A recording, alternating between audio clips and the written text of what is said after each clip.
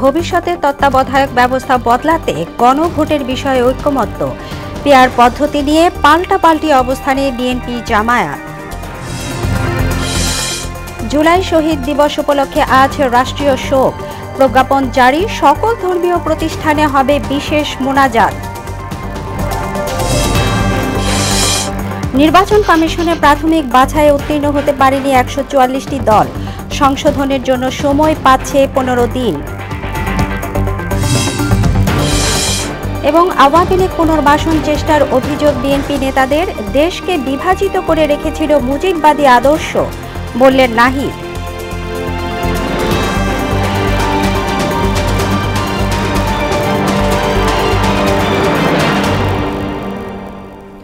আসসালামু আলাইকুম, মোহনা সংবাদে স্বাগত। শুনছিলেন শিরোনাম, আপনাদের সাথে আছি তাবশির আলিজা। এবার বিস্তারিত। সংখ্যানুপাতিক প্রতিনিধিত্ব বা পিআর পদ্ধতি কোনোভাবেই মানবে না বিএনপি। অন্যদিকে জামায়াত চায় উচ্চকক্ষ, নিম্নকক্ষ ও নারী আসনে পিআর পদ্ধতিতে নির্বাচন। মঙ্গলবার ঐকমত্য কমিশনের বৈঠকে দলগুলো এমন পাল্টাপাল্টি মত দেয়।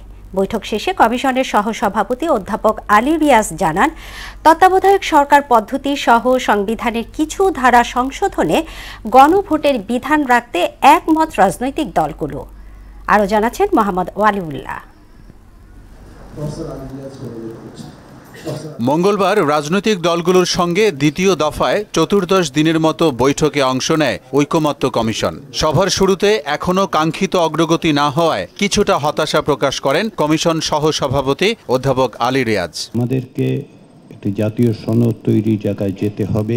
বৈঠকে দ্বিকক্ষ বিশিষ্ট পার্লামেন্ট, তত্ত্বাবধায়ক সরকার ব্যবস্থা সহ নানা বিষয়ে আলোচনা হয়। পরে পিআর পদ্ধতি ও দ্বিকক্ষ বিশিষ্ট পার্লামেন্ট নিয়ে নিজেদের অবস্থানের কথা জানান বিএনপি, জামাত ও এনসিপি নেতারা। দ্বিকক্ষ বিশিষ্ট পার্লামেন্ট সৃজনের বিষয়ে মোটামুটি অধিকাংশ রাজনৈতিক দল একমত, কিন্তু তার গঠন প্রক্রিয়া কি হবে এবং তার পাওয়ার এন্ড ফাংশন কি হবে এ বিষয়ে ব্যাপক বিতর্ক আছে। Sentiment of the house majority যেটা হচ্ছে সেটাকে সামনে রেখেই এ ব্যাপারে একটা চূড়ান্ত সিদ্ধান্ত ওনারা দিয়ে দেবেন। অনিশ্চিত অবস্থায় রয়েছে। আমরা আমাদের পার্টির তরফ থেকে প্রস্তাব রেখেছি যে উচ্চকক্ষ গঠিত হবে, সে উচ্চকক্ষের 2/3 মেজরিটিতে যেন সংবিধান সংশোধনের দিকে যায়। কমিশন সহসভাপতি জানান, সংখ্যাগরিষ্ঠ দলের দ্বিকক্ষ বিশিষ্ট সংসদের প্রতি সমর্থন থাকলেও উচ্চকক্ষ প্রতিষ্ঠার পদ্ধতি নিয়ে রাজনৈতিক দলগুলোর মধ্যে মতভেদ রয়েছে। ভোটের সংখ্যানুপাতে যেন উচ্চকক্ষ প্রতিষ্ঠা করা হয়, অন্যদিকে আসনের সংখ্যাগরিষ্ঠতার ভিত্তিতে আসনের সংখ্যানুপাতে উচ্চকক্ষ প্রতিষ্ঠার প্রস্তাবও আছে। যেহেতু রাজনৈতিক দলগুলো এবং জোটগুলো এ বিষয়ে কোনো ঐকমত্যে আসতে পারছেন না, সেহেতু এ বিষয়ে সিদ্ধান্ত গ্রহণের ভার কমিশনের উপর অর্পণ করা হয়েছে। তত্ত্বাবধায়ক সরকারের প্রধান কিভাবে নিযুক্ত হবেন সে বিষয়ে আগামী সপ্তাহে সমাধান আসবে বলেও আশা প্রকাশ করেন অধ্যাপক আলী রিয়াজ। আমরা আশা করছি রাজনৈতিক দলগুলো সেটা উপলব্ধি করছেন এবং এ ব্যাপারে তারা সক্রিয় থাকবেন। মোহাম্মদ ওয়ালিউল্লাহ, মোহনা সংবাদ, ঢাকা। জুলাই শহীদ দিবস উপলক্ষে আজ রাষ্ট্রীয়ভাবে শোক পালনের সিদ্ধান্ত নিয়েছে সরকার। মন্ত্রিপরিষদ বিভাগ থেকে সংক্রান্ত একটি প্রজ্ঞাপন জারি করা হয়েছে। এই দিনে বাংলাদেশের সকল সরকারি, আধা সরকারি, স্বায়ত্তশাসিত ও শিক্ষা প্রতিষ্ঠান সহ সকল সরকারি, বেসরকারি ভবন এবং বিদেশে অবস্থিত বাংলাদেশ মিশনগুলোতে জাতীয় পতাকা অর্ধনমিত থাকবে। নিবন্ধন চাওয়া নতুন ১৪৪টি দলের মধ্যে এনসিপি সহ কেউই নির্বাচন কমিশনের প্রাথমিক বাছাইয়ে উত্তীর্ণ হতে পারেনি। আবেদনে ঘাটতি থাকা কাগজপত্র ইসিতে জমা দিতে দলগুলোকে আরও ১৫ দিন সময় দেওয়া হচ্ছে। ইসির অতিরিক্ত সচিব কে এম আলী নেওয়াজ জানান, প্রথম ধাপে ৬২টি দলকে চিঠি দেওয়া হবে। পরবর্তী ধাপে চিঠি পাবে অন্য দলগুলো। গত ২০ এপ্রিল পর্যন্ত নিবন্ধন প্রত্যাশী দলগুলোকে আবেদন জমা দেওয়ার আহ্বান জানিয়ে গণবিজ্ঞপ্তি জারি করেছিল ইসি। পরে ২২ জুন পর্যন্ত সময় বাড়ায় নির্বাচন কমিশন। যুক্তরাষ্ট্র, ওমান, জর্ডান সহ ৫টি দেশে প্রবাসীদের ভোটার রেজিস্ট্রেশন শুরুর অনুমোদন দিয়েছে পররাষ্ট্র মন্ত্রণালয়। জানিয়েছে জাতীয় পরিচয়পত্র অনুবিভাগ। দুপুরে ব্রিফিংয়ে NID DG ASM Humayun Kabir বলেন, জাপান এবং মালদ্বীপেও এ কার্যক্রম এ মাসের মধ্যে শুরু হবে। 48,080টি আবেদনের বিপরীতে প্রায় 30,000 প্রবাসী ভোটারের বায়োমেট্রিক সম্পন্ন হয়েছে বলেও জানান হুমায়ুন কবির। একটা ভালো খবর হচ্ছে যে আমরা যুক্তরাষ্ট্রের ওয়াশিংটন ডিসি সহ নিউ ইয়র্ক সহ সবগুলো জায়গায় আমাদের যেখানে অফিস আছে ওগুলোতে আমরা এইটা চালু করার সম্মতি পেয়ে গেছি। মিশন অফিসে বায়োমেট্রিক গ্রহণ করা হয়েছে 29,646 জনের। আমি অনেকগুলো তথ্য আছে তো, আর আমি লাস্ট যেটা বলতে চাচ্ছি সেটা হচ্ছে যে এ পর্যন্ত ভোটার কমপ্লিট হয়েছে 17,367 জনের। বিএনপিকে জনগণ লাল কার্ড দেখিয়েছে। জামায়াত নেতার এমন বক্তব্যের নিন্দা জানিয়ে দলটির স্থায়ী কমিটির সদস্য ডাক্তার AZM জাহিদ হোসেন বলেছেন, আইন শৃঙ্খলা পরিস্থিতির অবনতি ঘটিয়ে একটি মহল নির্বাচন পেছানোর ষড়যন্ত্র করছে। এদিকে নতুন ষড়যন্ত্রকারীরা আওয়ামী লীগ পুনর্বাসনের চেষ্টা করছে বলে অভিযোগ করেছেন দলের চেয়ারপারসনের উপদেষ্টা জয়নুল আবদিন ফারুক। রাজধানীতে আলাদা অনুষ্ঠানে এসব কথা বলেন তারা। রেজা খানের সহায়তায় তানজিদ ভুঁইয়ার রিপোর্ট। বিএনপির ভারপ্রাপ্ত চেয়ারম্যান সহ শীর্ষ নেতাদের নামে অশুভন বক্তব্যের প্রতিবাদে জাতীয় প্রেস ক্লাবে এক আলোচনার আয়োজন করে ঢাকাস্থ সেনবাগ ফোরাম। বাংলাদেশের জাতীয় রাজনীতি এতে প্রধান অতিথির বক্তব্যে বিএনপি চেয়ারপারসনের উপদেষ্টা জয়নুল আবদিন ফারুক বলেন, যারা বিএনপির বিরুদ্ধে নানা অপপ্রচার চালাচ্ছে তারাই ফেসিবাদ পুনর্বাসনের চেষ্টা করছে। অগাস্টের মতো আরেকটু ঐক্য সৃষ্টি করে বাংলাদেশে একটি নির্বাচনের পথে এগিয়ে যাবে। আজকে ঐক্যকে ফাটল ধরাচ্ছে একটি গোষ্ঠী। আপনারা একটা নেতাকে নিয়ে এসব অশোভন উক্তি বাংলাদেশের রাজনীতিকে ঘোলাটে করে তুলছে। যদি আমাদের 16 বছরের আন্দোলন, খোকন মুগ্ধের রক্তে অর্জিত যে সফলতা এবং একটি নির্বাচন ব্যাহত হয়, সকল দায়িত্ব আপনাদেরকে বহন করতে হবে। এর আগে ইঞ্জিনিয়ারিং ইনস্টিটিউশনে বিএনপির স্থায়ী কমিটির সদস্য ডাক্তার AZM জাহিদ হোসেন বলেন, আইন শৃঙ্খলা পরিস্থিতির অবনতি ঘটিয়ে নির্বাচন পেছানোর ষড়যন্ত্র চলছে। আইন শৃঙ্খলার অবনতি ঘটানো যায় তাহলে নিশ্চয়ই কোনো না কোনো কর্নারের লাভ হওয়ার সম্ভাবনা আছে। তবে আমরা খুবই আশাবাদী, ইনশাআল্লাহ প্রধান উপদেষ্টা সহ অন্তর্বর্তীকালীন সরকার, নির্বাচন কমিশন যেভাবে এগিয়ে যাচ্ছে, আমরা আশা রাখতে চাই ইনশাআল্লাহ ফেব্রুয়ারির মধ্যভাগের মধ্যে নির্বাচনের যে কমিটমেন্ট ওনারা করেছেন সেটি ওনারা ফুলফিল করবেন। এদিকে হাইকোর্টে বাংলাদেশ জাতীয়তাবাদী আইনজীবী সমিতির সদস্য সংগ্রহের উদ্বোধনী অনুষ্ঠানে নির্বাচন ভণ্ডুলের ষড়যন্ত্র চলছে বলে অভিযোগ করেন বিএনপি নেতারা। একজনের জন্য অনুপ্রবেশকারী না ঢুকতে পারে, স্ক্রিনিং করবেন, কারণ অনুপ্রবেশকারী যারা আছে আমাদের চারপাশে, কারণে বদনাম হয়, তার কারণে বদনাম হয়, বেগম খালেদার বদনাম হয়, আইনসভা বদনাম হয়, এর উপরে কাজ আমরা করব না। জাতীয়তাবাদী আইনজীবী ফোরামের ভূমিকাকে স্বীকার করে এই জুলাই ঘোষণাপত্র প্রকাশ করবে। কোনো অনুপ্রবেশকারী যাতে জাতীয়তাবাদী আইনজীবী ফোরামের সদস্য হতে না পারে সে ব্যাপারে সবাইকে সতর্ক থাকার আহ্বানও জানান তারা। দুশ্চিন্তার কোনোই কারণ নেই। তানজিদ ভুঁইয়া, মোহনা সংবাদ, ঢাকা। মুজিববাদী আদর্শ গত 50 বছর দেশকে বিভাজিত করে রেখেছিল বলে অভিযোগ করেছেন জাতীয় নাগরিক পার্টির আহ্বায়ক নাহিদ ইসলাম। মঙ্গলবার বিকেলে ভোলার প্রেসক্লাব চত্বরে পথসভায় তিনি বলেন, গণ অভ্যুত্থানে সেই বিভাজনের তোয়াক্কা না করে এগিয়ে গিয়েছিল ছাত্র জনতা। নতুন বাংলাদেশ বিনির্মাণে এনসিপি কাজ করে যাচ্ছে বলেও জানান তিনি। এ সময় স্বৈরাচার পতন আন্দোলনে নারীদের সক্রিয় ভূমিকার জন্য কৃতজ্ঞতা প্রকাশ করেন নাহিদ ইসলাম। এদিকে বরিশালে জুলাই পদযাত্রায় নাহিদ ইসলাম বলেন, রাজনৈতিক সহিংসতা এবং চাঁদাবাজ মুক্ত অর্থনীতি দেখতে চেয়েছিলাম। তরুণ প্রজন্ম এখনও জেগে আছে, তারা রাজপথে আছে এবং থাকবেও। বাংলাদেশকে শোষণ এবং দুর্নীতি মুক্ত করেই আমরা ঘরে ফিরব। আমরা দেখছি নিজেদের মধ্যন্তর কন্দল খুনি খুনি করছে, সবার হাতেই রক্ত লেগে রয়েছে। আমরা রাজনৈতিক সহিংসতা মুক্ত বাংলাদেশের রাজনৈতিক সংস্কৃতি দেখতে চেয়েছিলাম, চাঁদা মুক্ত অর্থনীতি দেখতে চেয়েছিলাম, কিন্তু বরিশালবাসী গণ অভ্যুত্থানের শক্তি তরুণ প্রজন্মের শক্তি এখনো ঘুমায় যায়নি, রাজপথে এসেছে। বাংলাদেশকে চাঁদাবাদ, সন্ত্রাস, দুর্নীতি, বৈষম্যমুক্ত করেই আমরা ঘরে ফিরব। তিস্তা মহাপরিকল্পনা বাস্তবায়নে কাজ করে যাচ্ছে অন্তর্বর্তী সরকার, জানিয়েছেন পরিবেশ, বন ও জলবায়ু পরিবর্তন এবং পানি সম্পদ মন্ত্রণালয়ের উপদেষ্টা সৈয়দা রিজওয়ানা হাসান। মঙ্গলবার দুপুরে রংপুরের কাউনিয়া উপজেলায় পাঞ্জরভাঙ্গা এলাকায় তিস্তা নদীর ভাঙন কবলিত এলাকা পরিদর্শন শেষে একথা বলেন তিনি। নদী ভাঙন রোধ, সেচ সুবিধা নিশ্চিত করা এবং প্রতি বছর বন্যার দুর্ভোগ থেকে রংপুর অঞ্চলের মানুষকে রক্ষা করতে সরকার দীর্ঘমেয়াদী পরিকল্পনার দিকে এগোচ্ছে বলেও জানান উপদেষ্টা। তিস্তাকে উজানের দেশ হিসাবে আমাদেরকে আমাদের অধিকার প্রতিষ্ঠিত করতে হবে। সেদিকে যেমন আমরা কাজ করছি, ভাটির দেশ হিসাবে আমাদেরকে আমাদের অধিকার প্রতিষ্ঠিত করতে হবে। আমরা যতক্ষণ পর্যন্ত ঠিক মতন এস্টাবলিশ করতে না পারি ততক্ষণ পর্যন্ত যাতে এই ভাটির এলাকার মানুষের কষ্ট না হয়, তাদের জন্য বারবার বন্যা, বারবার নদী ভাঙন, বারবার সেচের পানি না থাকার কষ্টে পড়তে না হয়, সেজন্য চীন সরকারের সাথে আমরা কথাবার্তা বলেছি। প্রধান উপদেষ্টা অধ্যাপক ডক্টর মোহাম্মদ ইউনূসকে জাতীয় সংস্কারক ঘোষণা করার কোনো ইচ্ছা নেই বলে জানিয়েছে অন্তর্বর্তী সরকার।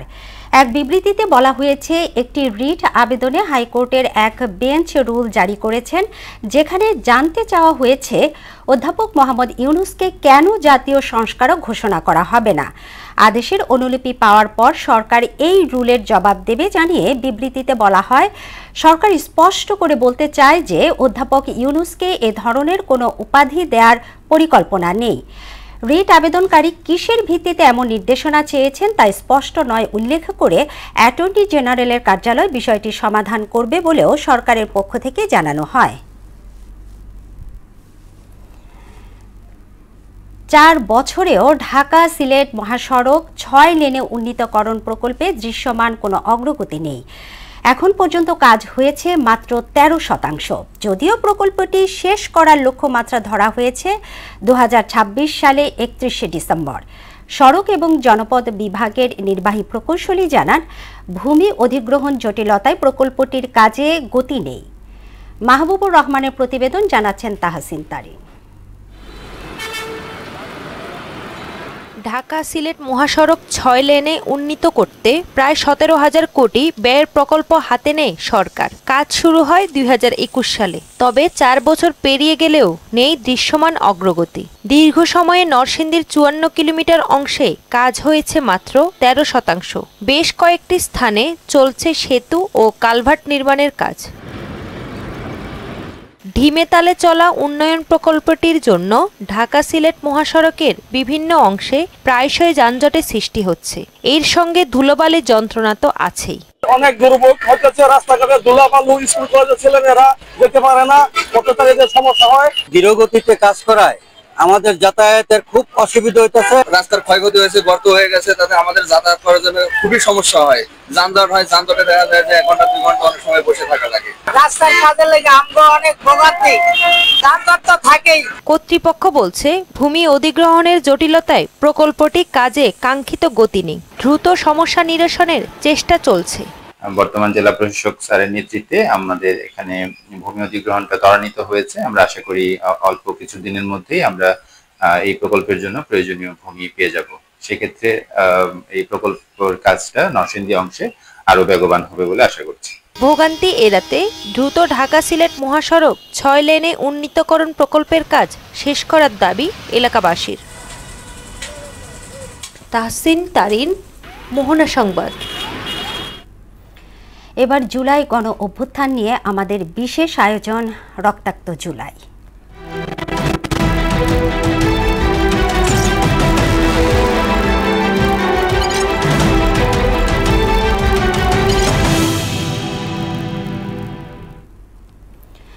জনতা ঐক্যবদ্ধ না থাকলে গণ অভ্যুত্থানের ফসল চিহ্নিত গোষ্ঠীর ঘরে চলে যেতে পারে বলে মনে করছেন জুলাই আন্দোলনে অংশগ্রহণকারী শিক্ষকরা।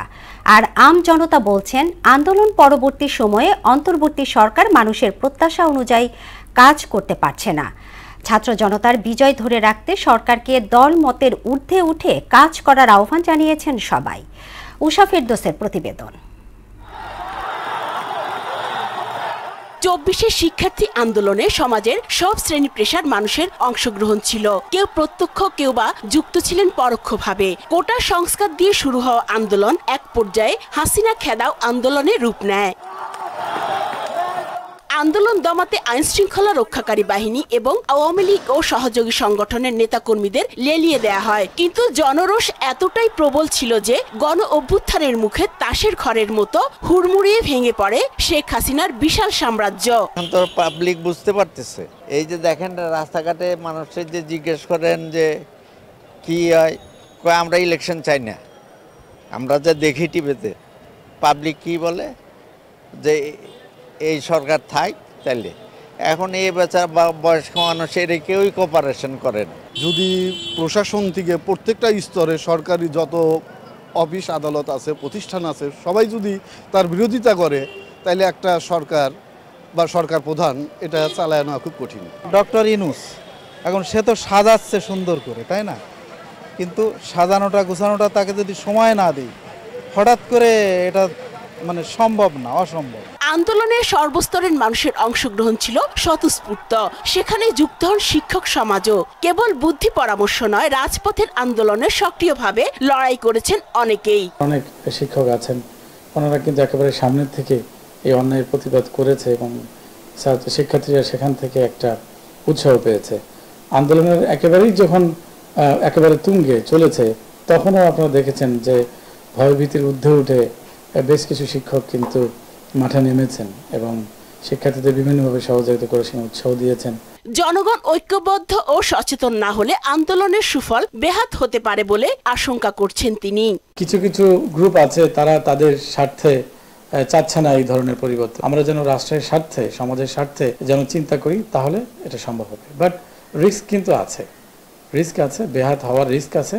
সেজন্যই সবসময় সজাগ থাকতে হবে এবং খুব অ্যাক্টিভলি সবসময় মাঠে থাকতে হবে। পুঁজিবাদী সমাজের প্রতিটি ক্ষেত্রেই বৈষম্য থাকবে, এটাই স্বাভাবিক। তারপরও জুলাই আন্দোলনের লক্ষ্য অর্জনে সবাইকে ঐক্যবদ্ধভাবে কাজ করার আহ্বান জানিয়েছেন অধ্যাপক মনিরুল ইসলাম। উষা ফেরদৌস, মোহনা সংবাদ, ঢাকা। অনেক রক্ত, ত্যাগ ও সংগ্রামের মধ্য দিয়ে জুলাইয়ে যে ঐক্য গড়ে উঠেছে তা ধরে রাখতে সব রাজনৈতিক দলের প্রতি আহ্বান জানিয়েছেন বিএনপির স্থায়ী কমিটির সদস্য সালাউদ্দিন আহমেদ। মঙ্গলবার সন্ধ্যায় ঢাকা বিশ্ববিদ্যালয় টিএসসি মিলনায়তনে জাতীয়তাবাদী ছাত্রদল আয়োজিত অনুষ্ঠানে তিনি একথা বলেন। আওয়ামী লীগকে আর কখনোই দেশে ফিরতে দেয়া হবে না বলেও প্রত্যয় জানান তিনি। বিএনপি ক্ষমতায় গেলে গণ অভ্যুত্থানকে সাংবিধানিক ও রাষ্ট্রীয় স্বীকৃতি দেয়া হবে বলে জানান দলটির এই নেতা।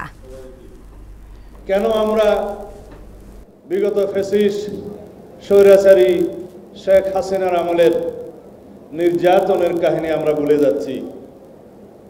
কেন আমরা আজকে সুখের দিনে আমাদের অতীতের সেই ভোগান্তি, এই জাতির নির্যাতন নিপীড়নের ইতিহাস আমরা কেন ভুলে যাচ্ছি? আমরা স্বীকৃতি দেব, জুলাইয়ের ছাত্র গণ অভ্যুত্থানের যথাযথ মর্যাদা দেব, রাষ্ট্রীয় স্বীকৃতি দেব, সাংবিধানিক স্বীকৃতি দেব। আগামী 24 ঘন্টা দেশ জুড়ে বৃষ্টিপাত অব্যাহত থাকার আভাস দিয়েছে আবহাওয়া অফিস। এছাড়া দেশের 13টি অঞ্চলের উপর দিয়ে ঝোড়ো হাওয়া বয়ে যেতে পারে। বিরূপ আবহাওয়ার কারণে অভ্যন্তরীণ নদীবন্দরে 3 নম্বর সতর্কতা সংকেত জারি করা হয়েছে। দক্ষিণ পশ্চিম মৌসুমী বায়ু সক্রিয় থাকার কারণে কোথাও কোথাও ভারী থেকে অতি ভারী বৃষ্টি হতে পারে বলে জানিয়েছেন আবহাওয়াবিদ ওমর ফারুক। গতকালকের সেই নিম্নচাপটা আজকের ভারতের পশ্চিমবঙ্গের উপর অবস্থান করছে। এই লঘুচাপে বা নিম্নচাপের কারণে গতকালকে ভারী বর্ষণের সতর্কবাণী দেওয়া হয়েছিল, যেটা গতকালকে সকাল 9টা থেকে আজকে সকাল 9টা পর্যন্ত। এবং এই লঘুচাপ, এই ভারী বর্ষণের সতর্কবাণীর প্রভাবে কোথাও কোথাও ভারী বর্ষণ আমরা পেয়েছি। ঐক্যবদ্ধ সুনাগরিক, ঐক্যবদ্ধ রূপগঞ্জ স্লোগানে রূপগঞ্জকে মডেল উপজেলা হিসেবে গড়ার লক্ষ্যে 18 জুলাই রোড মার্চ কর্মসূচি ঘোষণা করা হয়েছে। মঙ্গলবার সকালে রূপগঞ্জ প্রেস ক্লাবে আয়োজিত সংবাদ সম্মেলনে এই ঘোষণা দেয় সামাজিক সংগঠন রূপগঞ্জ ওয়ান ফ্যামিলি। সংগঠনের নেতা সেলিম প্রধান বলেন, রূপগঞ্জে মাদক ব্যবসা, চাঁদাবাজি, ভূমিদস্যুতা এবং সন্ত্রাস ছড়িয়ে পড়েছে। এই পরিস্থিতি আর চলতে দেয়া যায় না। লিফট না থাকায় নির্মাণ কাজ শেষ হওয়ার 1 বছর পরও চালু হয়নি পিরোজপুর 250 শয্যার জেলা হাসপাতাল। ফলে ভোগান্তিতে জেলার 16 লাখ মানুষ। 100 শয্যার হাসপাতালে অধিকাংশ সময়ই রোগী ভর্তি থাকে দ্বিগুণেরও বেশি। বেড না পেয়ে রোগীদের থাকতে হচ্ছে মেঝে এবং বারান্দায়। সমস্যা সমাধানের আশ্বাস কর্তৃপক্ষের। নুরুদ্দিনের প্রতিবেদন, জানাচ্ছেন সিফাত রহমান জেসি। নির্মাণ কাজ শেষ হওয়ার 1 বছর পরেও কার্যক্রম শুরু হয়নি পিরোজপুরের 250 শয্যার জেলা হাসপাতালের। 2020-এর জুনে শেষ হবার কথা থাকলেও তা 24-এর ডিসেম্বরে শেষ হয়। নির্মাণ কাজ শেষ হলেও লিফট না থাকার কারণে হস্তান্তর হচ্ছে না ভবনটির। ফলে ধারণ ক্ষমতার প্রায় দ্বিগুণ রোগী ভর্তি থাকায় দুর্ভোগের শিকার হচ্ছেন রোগীরা। এতে কাঙ্ক্ষিত সেবা বঞ্চিত হচ্ছেন প্রায় 16 লাখ মানুষ। এটা যদি চালু হইতে আমরা অনেক চিকিৎসা পাইতাম। এই আমাকেও ঢাকা খুলনা যাওয়া লাগবে না এই চিকিৎসা সেবা করতে। আমরা চিকিৎসা অতি জরুরিভাবে পাইতাম, আমাকে ভোগান লাগবে না। আমরা আমরা বই দিতাম না। এত পরিমাণ রুগী, তাদেরও কিছু করার নেই আমরা বুঝি, কিন্তু তাদের হাতে যেটুকু করা আছে, যে এই যে হসপিটালটা এত কষ্ট করে এত টাকা দিয়ে করা হয়েছে, এইটা দ্রুত চালু করার ব্যবস্থা করো। আমাদের যে সাধারণ জনগণ, সাধারণ রোগী, আমরা তো সবাই একটা ভালো চিকিৎসা পাওয়ার আশা রাখি। রোগীদের ভোগান্তির কথা স্বীকার করে সিভিল সার্জন জানান, ভবনটি দ্রুত হস্তান্তর হলে সেবার মান আরো বাড়বে। এখানে যারা স্বাস্থ্য সেবার জন্য আসে তারা অত প্রান্তিক রোগী, তারা অসহায়, অনেক দরিদ্র রোগী আছে। আমরা সব চেষ্টা করি সকল রোগীকে আমরা স্বাস্থ্য সেবা দেওয়ার জন্য। এখানে আমাদের স্বাস্থ্য যে আমাদের জনবল আছে তা দিয়ে আমরা আমাদের রোগীদেরকে সর্বোচ্চ পরিমাণ আমরা সেবা দিয়ে যাওয়ার চেষ্টা করি। লিফট ও বিদ্যুৎ সংযোগের জটিলতা দ্রুত সমাধান হবে বলে জানিয়েছে গণপূর্ত বিভাগ। লিফটের মূল্য বৃদ্ধির কারণে বারবার দরপত্র আহ্বান করার পরও কোনো ঠিকাদার পাওয়া যায়নি। সেই কারণে আমরা লিফট সরবরাহ করতে পারিনি, কোনো ঠিকাদারি প্রতিষ্ঠান না পাওয়ার কারণে। বর্তমানে লিফটের মূল্য বৃদ্ধির প্রস্তাব মন্ত্রণালয়ে প্রেরণ করা হয়েছে। 250 শয্যা জেনারেল হাসপাতালটির কার্যক্রম দ্রুত শুরুর দাবি পিরোজপুরবাসীর। সিফাত রহমান জেসি, মোহনা সংবাদ। আন্তর্জাতিক প্রসঙ্গ।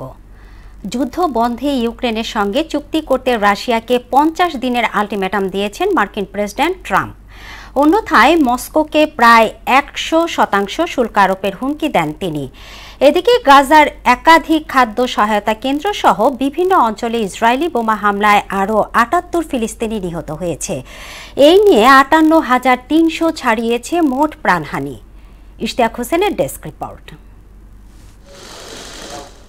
একসময় রাশিয়ার সঙ্গে ঘনিষ্ঠ সম্পর্ক নিয়ে আলোচনায় ছিলেন মার্কিন প্রেসিডেন্ট ডোনাল্ড ট্রাম্প। তবে ইউক্রেন যুদ্ধ নিয়ে এখন তার অবস্থান যেন একেবারেই উল্টো। সম্প্রতি রাশিয়ার উপর বিরক্তি প্রকাশ করে জানান পুতিন তাকে হতাশ করেছেন। বলেন, আগামী 50 দিনের মধ্যে ইউক্রেনের সঙ্গে শান্তি চুক্তি না হলে রাশিয়ার উপর 100% সেকেন্ডারি ট্যারিফ বসানো হবে।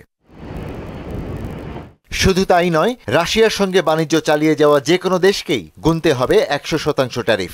ভারত, চীন সহ যেসব দেশ এখনো রুশ জ্বালানি কিনছে তারাও এ শাস্তির আওতায় পড়বে। সোমবার হোয়াইট হাউসে ন্যাটোর মহাসচিব মার্ক রুটের সঙ্গে এক বৈঠকের পর এসব কথা বলেন মার্কিন প্রেসিডেন্ট। এরই মধ্যে ইউক্রেনকে প্যাট্রিয়ট এয়ার ডিফেন্স সিস্টেম সহ কোটি কোটি ডলারের সামরিক সরঞ্জাম পাঠানোর ঘোষণা দিয়েছেন প্রেসিডেন্ট ট্রাম্প, যার খরচ বহন করবে ন্যাটোর সদস্য দেশগুলো। এইদিকে গাজায় থেমে নেই ইসরায়েলি বর্বরতা। সবশেষ উপত্যকাটির খাদ্য সহায়তা কেন্দ্র সহ বিভিন্ন অঞ্চলে বোমা হামলা চালিয়ে আরও 78 ফিলিস্তিনিকে হত্যা করেছে নেতানিয়াহু সেনারা। গেল 2 মাসে ত্রাণ সহায়তা নিতে গিয়ে অন্তত 838 মানুষ নিহত হয়েছেন। আর 21 মাসেরও বেশি সময় ধরে চলা তাণ্ডবে 58,300 ছাড়িয়েছে মোট প্রাণহানি। ইশতিয়াক হোসেন, মোহনা সংবাদ। সুদানের আধা সামরিক বাহিনী RSF এর হামলায় প্রায় 300 বেসামরিক মানুষ নিহত হয়েছেন। শনিবার কর্দোফান রাজ্যের বারা শহরের আশপাশের বেশ কয়েকটি গ্রামে অগ্নিকাণ্ড, লুটপাট সহ বিশেষ অভিযানের নামে সশস্ত্র বাহিনীটি এ হত্যাযজ্ঞ চালায়। নিহতদের মধ্যে গর্ভবতী নারী এবং শিশুরাও রয়েছে। মঙ্গলবার আল জাজিরার এক প্রতিবেদনে এ তথ্য জানিয়েছে এমার্জেন্সি লয়ার্স নামে একটি মানবাধিকার সংগঠন। দেশটিতে 2023 সালের এপ্রিল থেকে সেনাবাহিনীর সঙ্গে কাজ শুরু হওয়া গৃহযুদ্ধ এখন পর্যন্ত বিশ্বের সবচেয়ে বড় মানবিক সংকটে পরিণত হয়েছে। শেষ করব মোহনা সংবাদ, তবে যাবার আগে শিরোনামগুলো আরও একবার।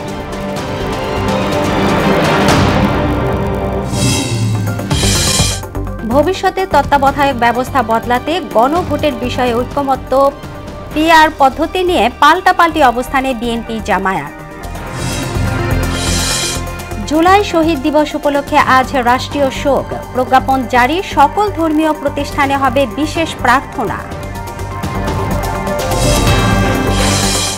নির্বাচন কমিশনের প্রাথমিক বাছাইয়ে উত্তীর্ণ হতে পারেনি 144টি দল, সংশোধনের জন্য সময় পাচ্ছে 15 দিন। এবং আওয়ামী লীগ পুনর্বাসন চেষ্টার অভিযোগ বিএনপি নেতাদের, দেশকে বিভাজিত করে রেখেছিল মুজিববাদী আদর্শ, বলেন নাহিদ।